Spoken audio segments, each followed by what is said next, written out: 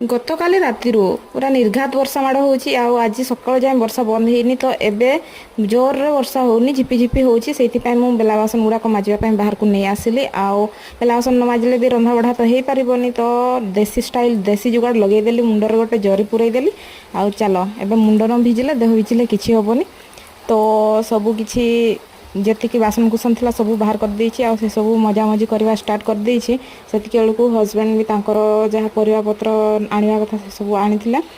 ଆଉ ଦେଖିଲା ବେଳକୁ ଆମର ଗୋରୁ ଗାଈ ତ ଏବେ ବନ୍ଧା ପଡ଼ିଛନ୍ତି। ତ ମୁଁ ହଜବେଣ୍ଡକୁ କହିଲି ଟିକେ ଘାସ କାଟିଦିଅ, ଘାସ ତ ଏବେ କାଟି ହେବନି, ଛାନି କାଟିଦିଅ। ତ ସେ କୁଟା ନଡ଼ା ହିଁ କାଟିଦେଲେ।